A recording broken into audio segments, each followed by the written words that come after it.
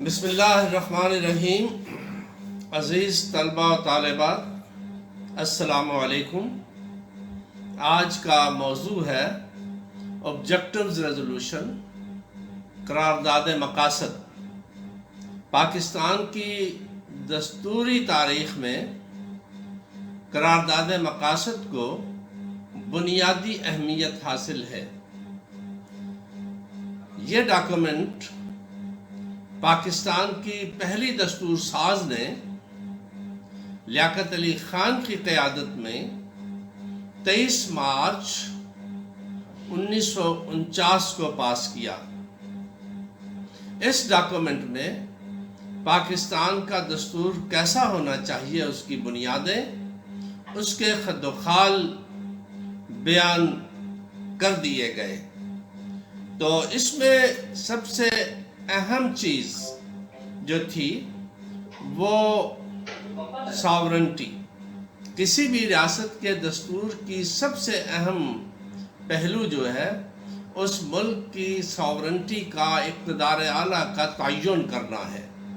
کیونکہ اقتدار اعلیٰ کے تعین کے بعد ہی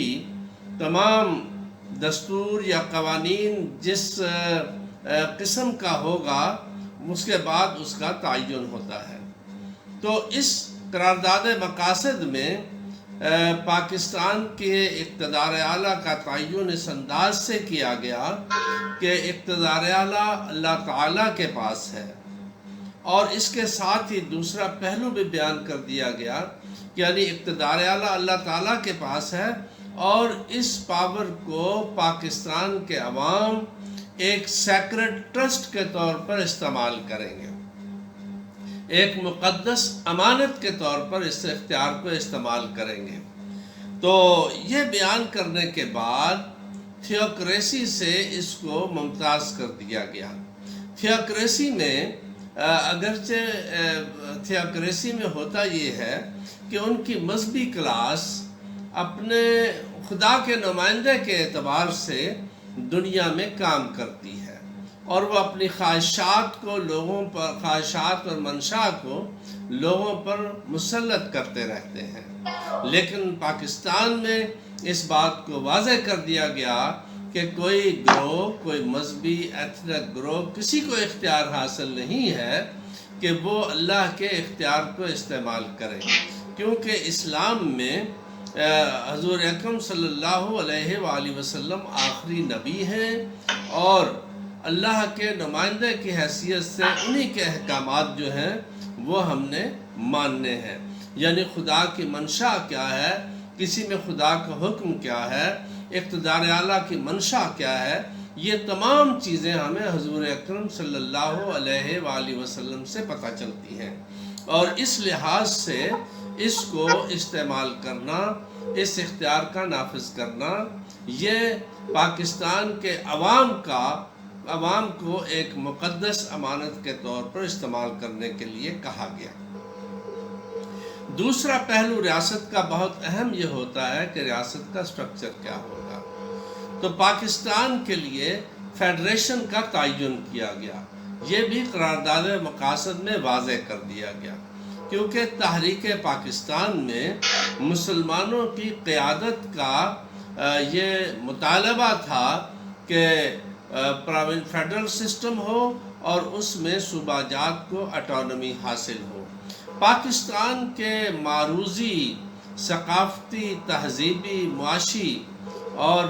جغرافیائی حالات بھی اس بات کے متقاضی تھے کہ یہاں پر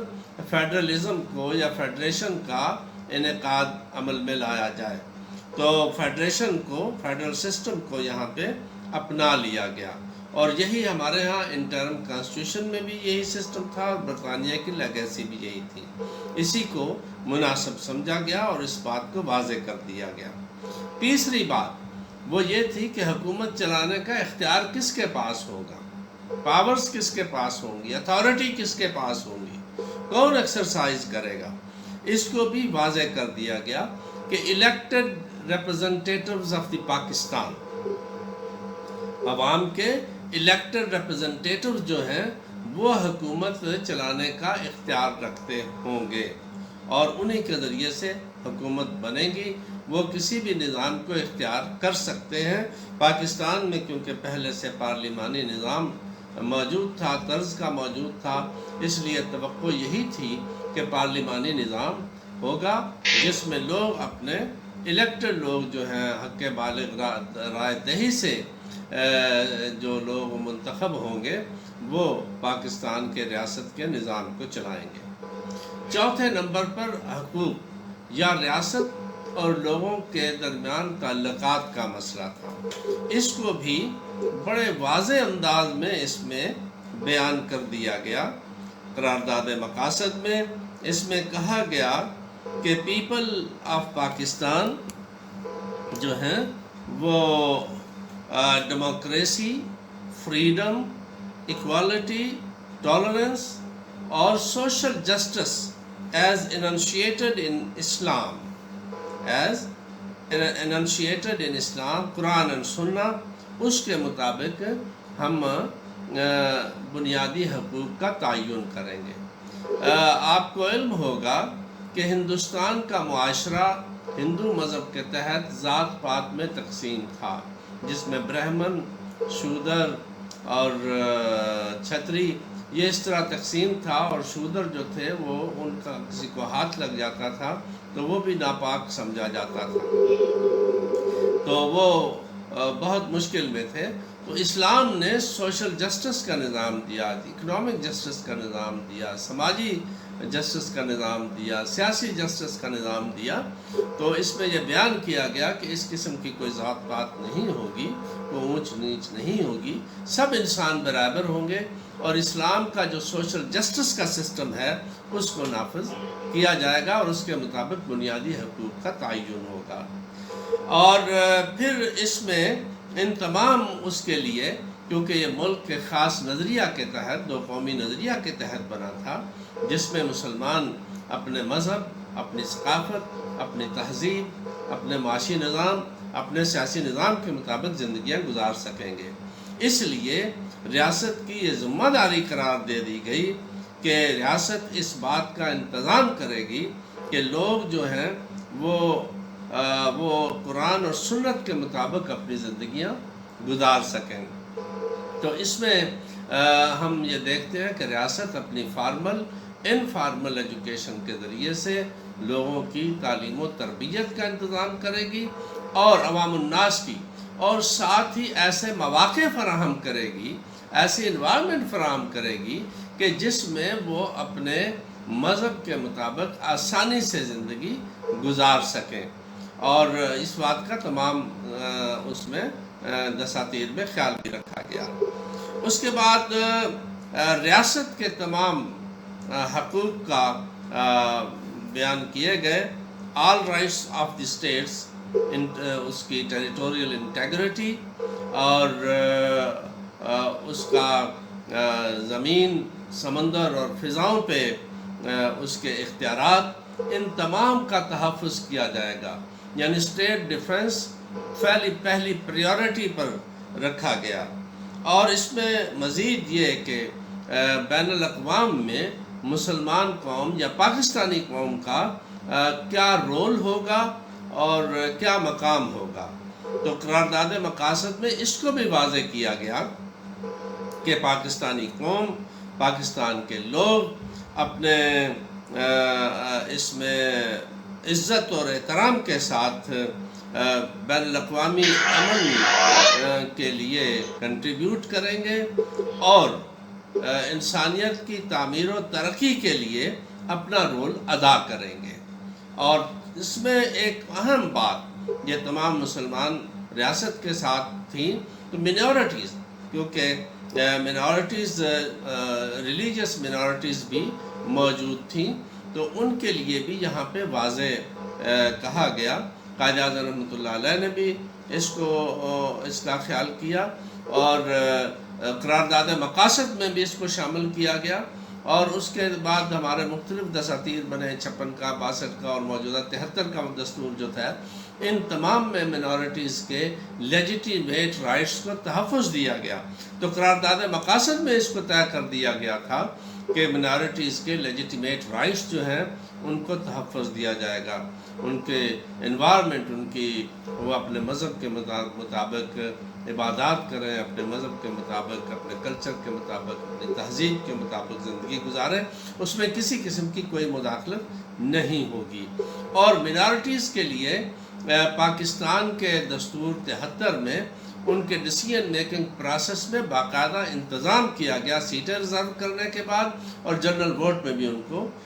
جنرل بالغ رہی دے کے حق میں بھی ان کو ووٹ دیا گیا، اور سیٹیں ریزرو بھی کی گئی، ڈبل نمائندگی دی گئی۔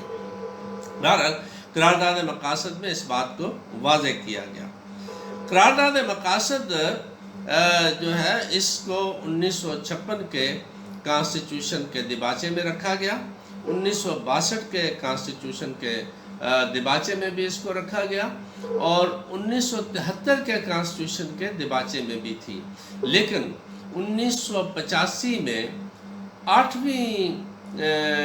جو ہماری ترمیم ہے اس میں قرارداد مقاصد کو کانسٹیٹیوشن کا باقاعدہ حصہ بنا دیا گیا، اور اس وقت یہ ایک پریکٹیکل یا آپریٹو حصہ ہے کانسٹیٹیوشن کا، جس میں اور اسلامک پروویژنز اس کانسٹیٹیوشن میں موجود ہیں، اور اب قرارداد مقاصد سے کوئی شخص بھی دامن تہی نہیں کر سکتا، اور کانسٹیٹیوشن کے یہ متصادم ہوگا اگر کوئی آدمی قرارداد مقاصد میں بیان کیے گئے اصولوں سے پیچھے ہٹتا ہے۔ تو آخر میں ہم آپ کو یہی بتائیں گے کہ آبجیکٹیوز ریزولوشن میں پاکستان کے دستور کی بنیادیں بیان کی گئیں، اور اس کے خد و خال بیان کیے گئے، اہم ایشو طے کر دیے گئے، جس میں سب سے پہلے ساورنٹی اللہ تعالیٰ کے پاس ہوگی، اور اس ساورنٹی کی پاور کو پاکستان کے لوگ ایک مقدس امانت کے حوالے سے استعمال کریں گے، فیڈرل سسٹم ہوگا، الیکٹڈ لوگ جو ہیں وہ نظام حکومت کو اور ڈیسیژن میکنگ پروسیس کو یا ڈیسیژن میکنگ میں، پالیسی فارمولیشن میں اور امپلیمنٹیشن میں وہ لوگ اس کو کریں گے، اور جس میں ایڈمنسٹریشن، لیجسلیشن، یہ تمام معاملات جو ہیں وہ الیکٹڈ لوگوں کے سپرد ہوں گے۔ لوگ جو ہیں اپنی زندگیاں اسلامک سوشل جسٹس کے تحت ریاست ان کو زندگیوں کے مواقع فراہم کرے گا،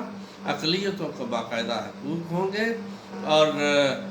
ہم یہ کہہ سکتے ہیں کہ ریاست قرآن و سنت کے مطابق زندگی گزارنے کے مواقع فراہم کرے گی، اور ریاست کے ڈیفنس کو جو ہے وہ اپنے ٹیریٹوریل انٹیگریٹی اور اس کی زمین، فضاؤں اور سمندری جو ہماری